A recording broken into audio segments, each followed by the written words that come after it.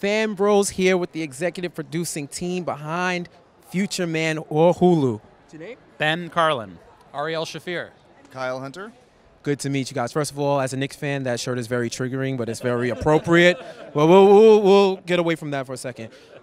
With Hulu, this is a series where you can binge the whole series. So when you're developing series like that versus serial episodes where we have to wait every week, is there a different thought process that goes into that?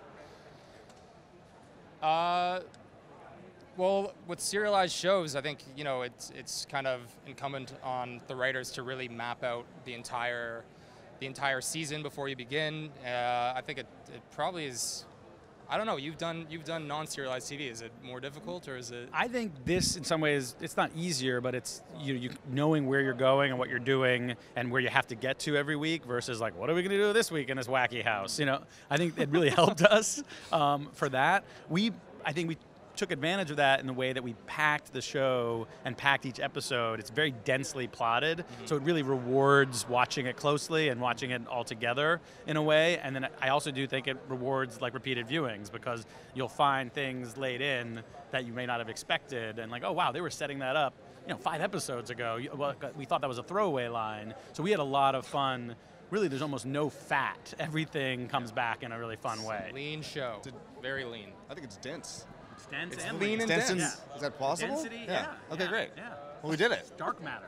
I don't even know what dark matter is. You guys might get a Pulitzer Prize or a Nobel Peace Prize soon, the way you're talking about finding another gravitational wave or something like that. This show, it's funny you talk about the serialized versus non-serialized. It's almost like music because the replay value, developing that where you find a different lyric or a song that resonates with you. In terms of the show, the elements of technology, sci-fi, time travel, how does this show tackle time travel differently than what we've seen?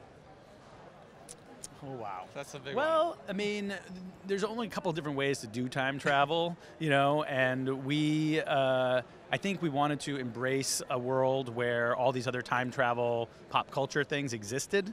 So, obviously in the pilot, he's making reference to, The Last Starfighter. He's very aware of pop culture. In fact, much of his knowledge of time travel and the rules of how things are supposed to be just come basically from movies and pop culture.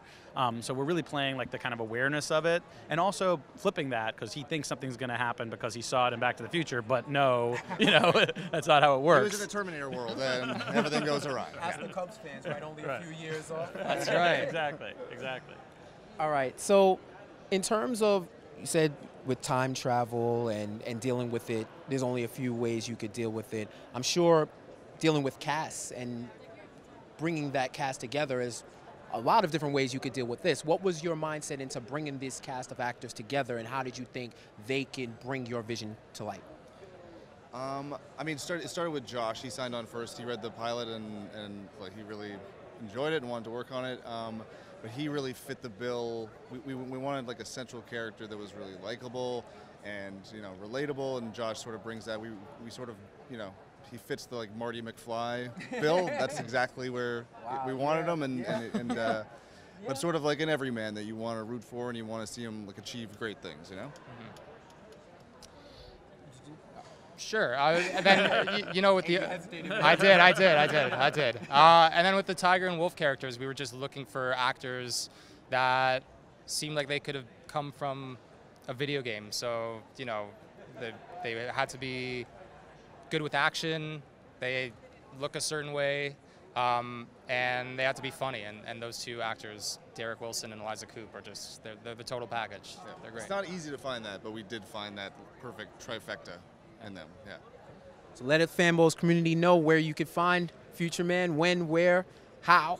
You could find it on Hulu on November 14th. And are all episodes streaming? All the episodes are streaming. Once. Yes. What a notion. Yeah. It's as if it was set up that way, right? All right, thanks a lot, guys. Appreciate it. All right, man. Fanbros,